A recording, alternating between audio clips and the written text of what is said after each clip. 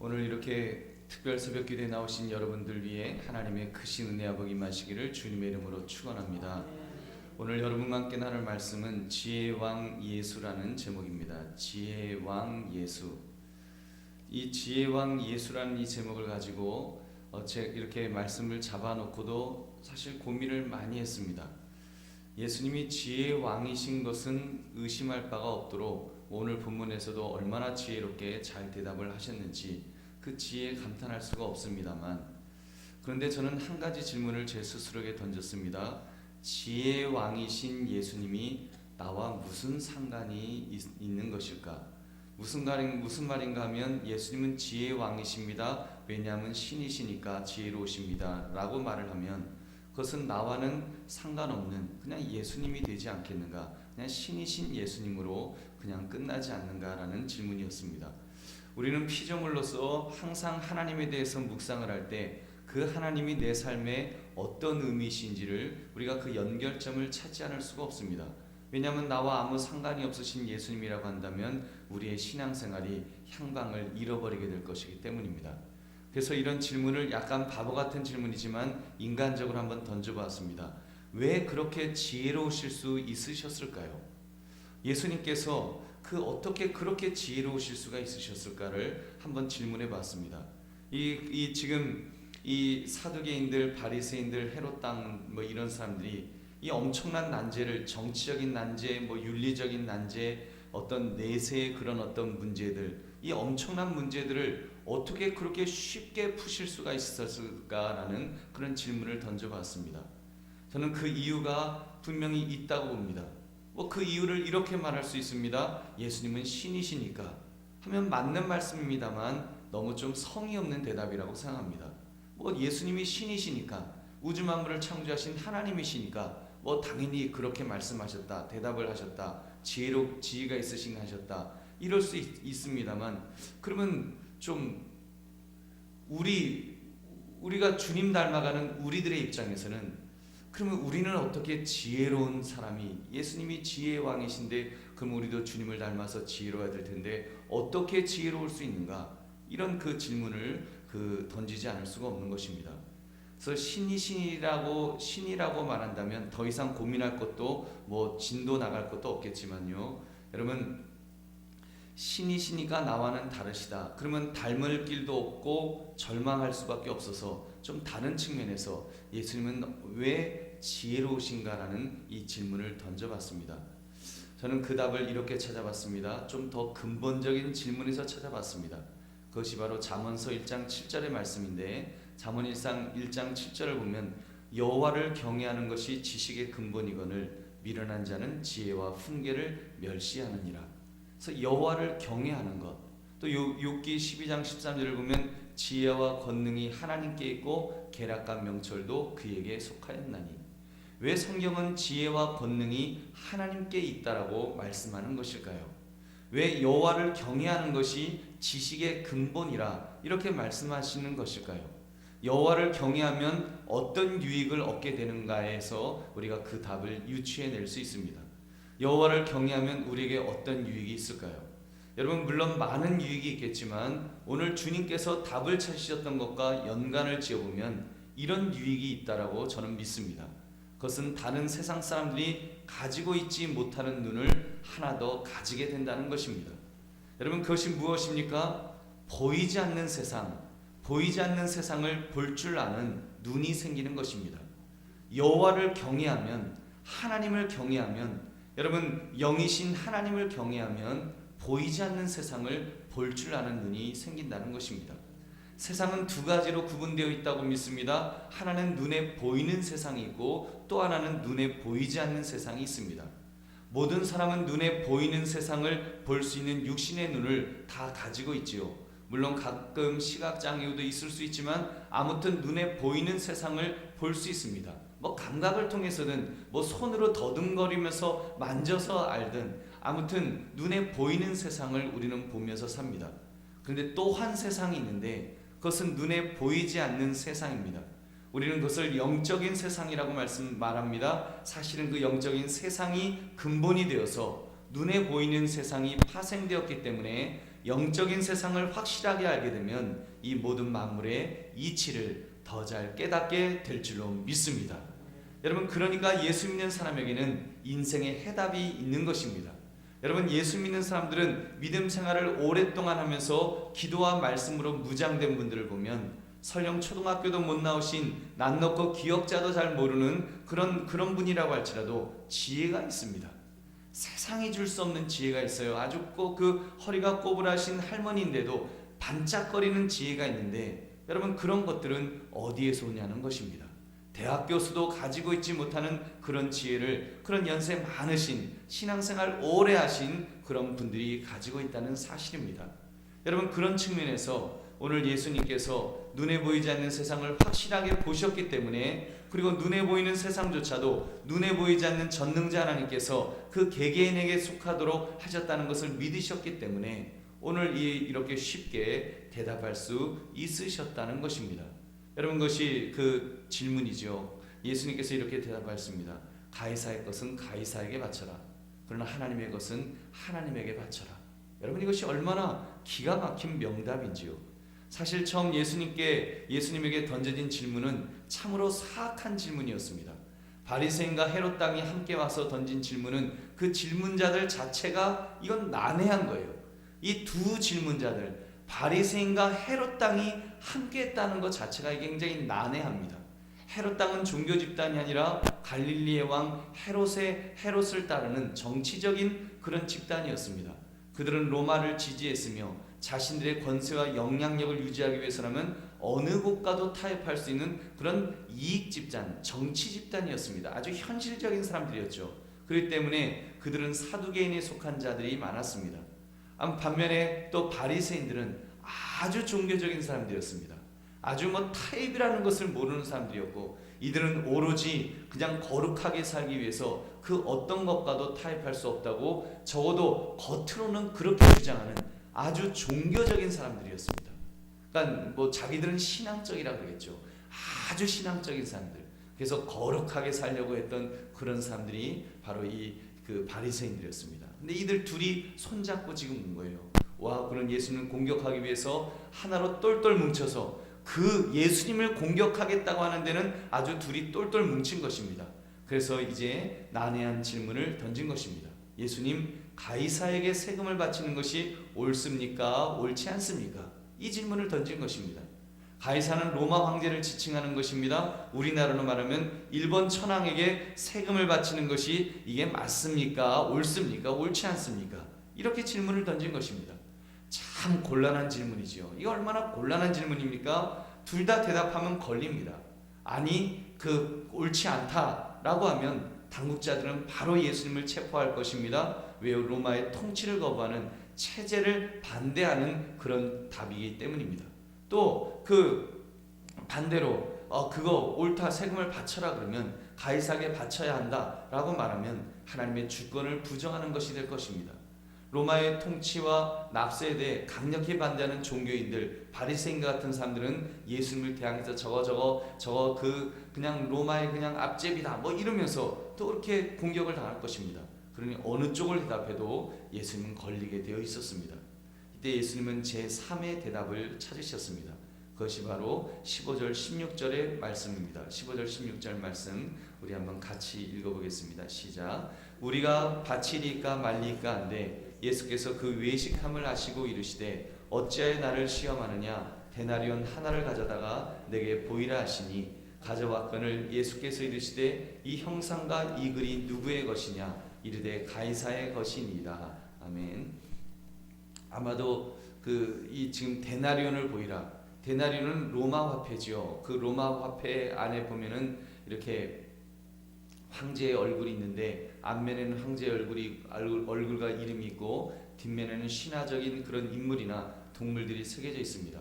이것은 유대인들에게는 제2의 계명, 새긴 우상을 만들지 말라는 명령에 위배되는 그런 동전이었습니다. 근데 너희들 데나리온 가져와라 그러니까 얼떨결에 주머니에서 꺼낸 것입니다. 이걸 그 가이사의 것을 바쳐야 됩니까? 바치지 말아야 됩니까? 이렇게 질문하는 사람 주머니에서 그 동전이 떡끄덕 나온 겁니다. 동전을 보니까 너희도 지금 그 로마 정부 하에 있는 그 동전을 가지고 있지 않느냐. 지금 그 동전을 갖고 있는 거예요. 그 동전을 그 사람들이 이제 그 세금으로 바칠 때는 성전세를 바칠 때가 되면 이제 그거를 바치지 못했습니다. 왜냐하면 우상이 새겨진 그런 동전이었기 때문에 그걸 다시 유대인의 화폐로 세겔로 바꾸어서 그렇게 드렸습니다. 근데 그 주머니에서 그 동전이 탁 나오니까 이거 뭐 일종의 외식하는 거죠. 이걸 뭐 바쳐야 됩니까? 말아야 됩니까? 그러던 사람들도 사실은 그 주머니 속에서 그 동전 갖고 다니면서 그걸로 이렇게 매매하고 그러고 살고 있는 것입니다. 그는 뭐 현실적으로는 스스로 인정할 수밖에 없다는 것을 스스로 자인하는 꼴이 된 것입니다. 겉으로만 외식하고 있었지요. 그때 예수님은 유대인들에게 이거 봐라. 인간은 이중국적을 가진 존재라는 것을 지금 밝혀주셨습니다. 세상 나라와 하나님의 나라가 있다. 너희는 유대 백성으로서 하나님 나라 백성이지만 그러나 또 하나님께서 한 나라에 속하도록 그렇게 만들어 주시지 않으셨느냐. 물론 이스라엘이 힘이 약해서 이제 로마의 압제에 있지만 그러나 너희가 그 나라에 속하였다면 그 나라에 세금을 바쳐야 된다는 것을 말씀하신 것입니다. 그래서 두 나라 백성이라는 것을, 그래서 눈에 보이는 나라도 눈에 보이지 않는 나라도 있지만 눈에 보이는 나라는 눈에 보이는 나라대로 그 세금을 바치는 것이 맞다라고 그렇게 대답을 해주셨습니다. 이건 명답이었죠. 이쪽도 저쪽도 아닌 제3의 답을, 이중국적을 가진 자라는 것을 분명하게 밝혀주신 것입니다. 여러분, 이렇게 밝힐 수 있는 것 어떻게 밝힐 수 있으셨을까요? 이것은 하나님 나라에 대한 영적 눈이 열려져 있지 않다면 결코 확실하게 밝힐 수 없는 일이었습니다. 예수님은 영적인 나라와 세상적인 나라를 확실하게 이중국적임을 보셨기 때문에 가장 지혜로운 대답을 해주신 줄로 믿습니다. 여러분, 우리도 마찬가지예요. 여러분, 우리도 이중국적이 있는 거예요. 우리는 대한민국 국민으로서의 의무를 다해야 됩니다. 또한 우리는 하나님의 백성으로서 하나님의 일을 또 그렇게 하는 그런 사람이지요. 그것을 여러분, 영적으로 깨어있는 사람, 두 나라 백성이라는 것을 볼 수 있는 하나님의 사람들만이 여러분 이런 지혜를 가지게 될 줄 믿으시기 바랍니다. 또 한 가지 더 기가 막힌 지혜를 보여주셨습니다. 그것은 계대 결혼에 의하여 7 형제들과 결혼한 여인이 죽어서 천국에 갔을 때 몇 번째 남자의 아내가 되겠냐는 질문이었습니다. 자식도 없이 7 남자와 같이 살았던 여자, 이 여인이 이제 그 천국에 가면 어떻게 어느 남자의 그 부인이 됩니까? 하는 그런 질문이에요. 아주 짓궂은 질문이지요. 곤란한 난제를 던진 것입니다. 그랬더니 예수님은 더 확실한 대답을 해주셨습니다. 이 질문은 부활이 없다는 사두개인들이 낸 것이었는데, 사두개인들이 부활이 있으면 곤란한 일이 생길 텐데도 부활이 있다고 할 거냐, 조롱하는 말로 이것을 던진 것입니다. 얼마나 곤란합니까? 영적 세계를 환히 보시고 있었던 예수님은 곤란할 것이 없으셨어요. 예수님은 영적 세계를 보시니까, 아시니까 그 세계가 어떻게 일어날 것인가를 예수님은 말씀하십니다. 24절부터 27절까지 우리 다시 한번 같이 읽겠습니다. 시작. 예수께서 이르시되 너희가 성경도 하나님의 능력도 알지 못함으로 오해함이 아니냐. 사람이 죽은 자 가운데서 살아날 때에는 장가도 아니가고 시집도 아니가고 하늘에 있는 천사들과 같으니라. 죽은 자가 살아난다는 것을 말할진대 너희가 모세의 책 중 가시나무 떨기에 관한 글에 하나님께서 모세에게 이르시되 나는 아브라함의 하나님이요 이삭의 하나님이요 야곱의 하나님이로라 하신 말씀을 읽어보지 못하였느냐. 하나님은 죽은 자의 하나님이 아니요 산 자의 하나님이시라. 너희가 크게 오해하였도다 하시니라. 아멘. 너희가 성경을 알지 못함이라. 성경을 명백하게 너희가 모르기 때문에 그렇게 말한다는 것입니다. 성경을 읽어보면 충분히 알 수 있다는 것입니다. 예수님은 영적인 세계를 아시기 때문에 영적 세계와 실제와 그 실제가 어떤 차원이 다른지 아시기 때문에 예수님에게는 그것이 어렵지 않았습니다. 거기 가면 천사와 같이 산다. 거기 가면 시집도 가지 않고 장가도 가지 않고 천사와 같이 사는데 거기 무슨 그런 몇 번째 부인이 되느냐 그거에 대한 고민할 것이 무엇이 있느냐. 예수님은 아시니까, 예수님은 그것을 알기 때문에 예수님은 그렇게 말씀하신 것입니다. 분명히 그 땅에 가면, 이제 천국에 가면 기억은 할 것입니다. 뭐 누구의 부인이었는지 그런 거 기억은 하겠지만 그것은 이 땅에서 필요한 어떤 그런 그 관계이지 하늘나라에서 무슨 뭐 천국에서 너가 나의 부인이었다 뭐 남편이었다 그러고 살지 않는다는 거예요. 그것이 중요한 것이 아닙니까? 천사처럼 변해서 이제는 하나님을 찬양하며 살기 때문에 여러분 가장 아름다운 모습으로 살게 될 줄 믿으시기 바랍니다. 그런 거 염려하지 말라는 거. 한마디로 말하면 걱정도 팔자다 이런 말씀하신 것입니다. 그 천국 가면 거기서 더 차원이 다른 세상에서 살아가는데 뭐 이 땅에서 그런 삶을 가지고 그걸 걱정해갖고 그 뭐 자녀를 뭐 상속을 해야 되냐 말아야 되냐 그것 때문에 뭐 7번이나 결혼하는 그런 이 땅에서의 고민거리를 왜 거기까지 갖고 올라가느냐 이제 그런 말씀을 하셨습니다. 그래서 부활을 부인하는 사두개인들에게 가장 결정타가 될 만한 진리를 밝혀주셨습니다. 너희 조상들이 무엇이라고 말했냐는 것입니다. 모세의 책 중에 모세를 만나실 때 가시나무 떨기에 관한 글에 이렇게 적혀 있다는 것입니다. 나는 아브라함의 하나님이요 이삭의 하나님이요 야곱의 하나님이로다. 이것을 지금 그들이 특별히 사두개인들이 제일 믿었던 제일 따랐던 그 지도자인 모세에게 하셨던 말씀을 말씀하신 것입니다. 그때 하나님께서 모세에게 무엇이라고 말씀하셨냐는 것입니다. 그때 하나님께서 모세에게 모세야 나는 너희 조상 그 죽은 아브라함의 하나님이었었고 그리고 이삭의 하나님이었었고 내가 옛날에 그 사람들 죽기 전에 그때 내가 하나님이었었다 이렇게 말씀하지 않으신다는 거예요. 이미 몇백 년이 지났지만 그 400년이 지났지만 모세에게 하나님께서 말씀하시기를 나는 아브라함의 하나님이다. 현재 살아있는 것처럼 그렇게 말씀하지 않으셨느냐. 그는 부활했다는 거다. 그건 살아있다는 거다. 아브라함이 이삭이 야곱이 전부 살아있는 그런 존재로 하나님이 말씀하신 것을 보면 부활이 있는 것이 아니냐 하는 것을 밝혀주신 것입니다. 꼼짝 못하고 이제 한마디 대답도 못하는 그런 지혜롭게 대답하시는 예수님의 모습을 우리는 볼 수 있습니다. 여러분 사랑하는 성도들이여 이런 모습을 보면서 그렇기 때문에 여러분 우리도 결심해야 됩니다. 오늘 말씀을 통해서 정말 우리가 이 땅을 살아가면서 어떻게 지혜로운 모습으로 살 것인가 어떻게 예수님처럼 나도 지혜롭게 살아갈 수 있을 것인가 여러분 우리가 뭐 지혜롭게 살기 위해서 이 땅에서 뭐 세상적인 것도 많이 알아야 합니다. 물론 많이 알아야 됩니다. 신문도 가급적이면 읽어야 됩니다. 특별히 시대를 분별하기 위해서 이 시대가 어떻게 흘러가는지 우리가 뱀같은 지혜를 얻기 위해서는 비둘기 같은 순결도 필요하지만 뱀같은 지혜를 얻기 위해서는 이 세상의 것들도 어느 정도는 알아야 됩니다. 그래서 신문도 정도 갈 수 있으면 정도 가시고 또 자녀들에게 또 무시당하지 않으시려면 사실 어르신들도 어느 정도 신문을 보시는 것이 좋습니다. 그리고 뭐 신문 보기가 좀 그러시면 이렇게 뉴스라든지 또는 뭐 시사 프로그램이라든지 그런 것들도 그런 상식적으로 또 필요한 것들을 아시는 것도 중요합니다.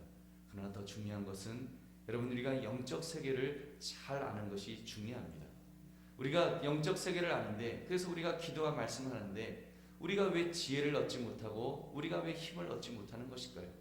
제대로 알지 못하기 때문에 우리가 영적인 세계를 우리가 뭐 어렴풋이 알기 때문에 우리가 힘을 잃어버리는 것은 아니냐는 것입니다.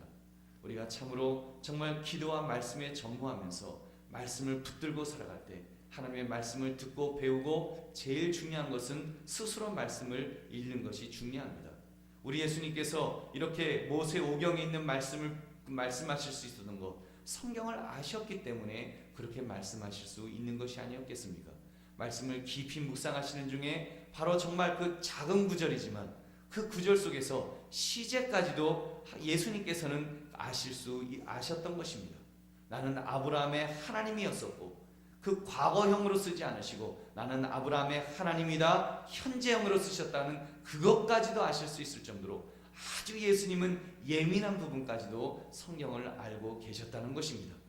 여러분 그 속에서 영적 진리를 깨달으셨다는 거예요. 우리도 그렇게 영적 진리를 깨달을 수 있습니다. 보이지 않는 세상입니다. 그냥은 안 보이는 거예요.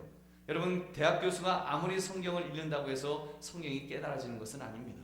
성령 하나님께서 우리에게 조명하셔서 이 숨겨진 진리를 깨달을 수 있도록 여러분 그런 지혜를 주시면 우리가 이런 지혜를 얻게 될 줄 믿으시기 바랍니다.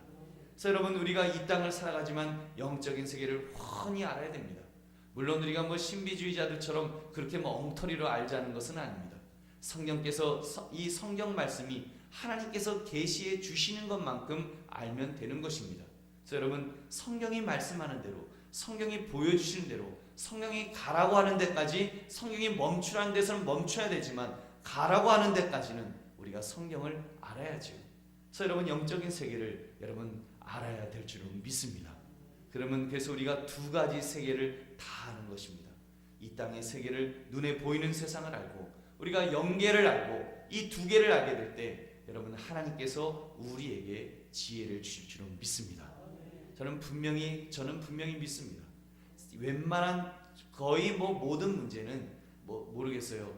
돈 버는, 어떻게 하면 주식 투자해 갖고 돈을 2배로 벌 수 있습니까? 이런 거는 대답하기가 좀 곤란할 것 같지만 웬만한 세상의 지혜는 다 해결할 수 있을 것이라고 저는 믿습니다. 특별히 인생에 어떤 문제가 가장 지혜가 필요한가요? 여러분, 인생을 살아가면서 사람들이 사실은 주식해서 돈을 얼마나 많이 벌어야 되나요? 이런 것 때문에 고민하는 건 아닙니다. 가장 중요한 것은 그런 걸 막 쫓으며 살다 보니까 인생이 허무한 거예요.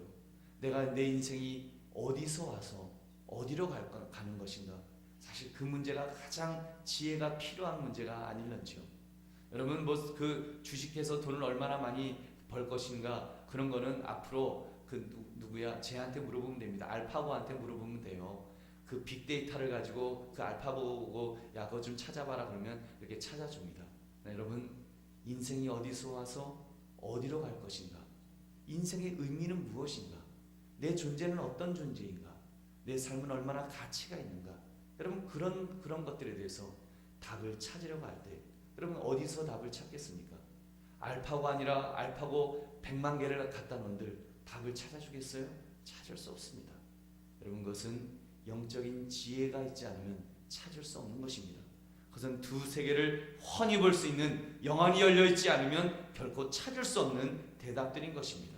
여러분, 그것을 우리가 참으로 오늘 이 말씀을 통해서 우리가 결심하기를 원합니다. 주님, 내가 말씀과 기도로 무장하겠습니다.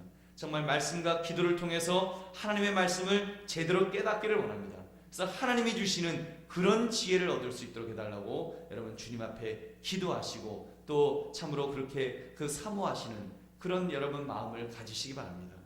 여러분, 다니엘서 2장 20절부터 21절 보니까 이런 말씀이 나옵니다. 다니엘이 말하 이르되 영원부터 영원까지 하나님의 이름을 찬송할 것은 지혜와 능력이 그에게 있음이로다. 그는 때와 계절을 바꾸시며 왕들을 패하시고 왕들을 세우시며 지혜자에게 지혜를 주시고 총명한 자에게 지식을 주시는도다. 아멘. 여러분, 여호와를 경외하는 것이 지식의 근본이라 그랬습니다. 여러분, 지혜의 근본이라는 거예요. 여러분, 그 하나님을 경외하는 것, 하나님을 알다 보면 영계를 알게 되고 여러분, 이 세계를 알게 되기 때문에 그런 지혜를 얻게 될 줄로 믿습니다. 우리 그 하나님께서 여러분, 그 모든 것들을 깨닫게 하신 하나님께서 이 땅을 살아가는 그 모든 지혜도 주실 것입니다. 그럼 오늘 이 말씀을 통해서 여러분, 분명히 우리 결심합시다. 지혜의 왕이신 예수님, 그 예수님을 우리가 묵상하면서 우리가 그 예수님을 바라보고 살아가는데, 오늘 이렇게 고난주간에 예수님께서 이렇게 지혜롭게 대답하심을 통해서 참으로 지혜의 왕이신 것을 보이셨는데, 우리도 그런 주님 닮아가는 자들 되기를 원합니다. 그래서 정말 그 지혜의 왕이신 예수님 바라보면서 주여 이 땅을 지혜롭게 살아가게 해달라고 결심하시고 사모하시는 저와 여러분 되시기를 주님의 이름으로 축원합니다. 우리 오늘 말씀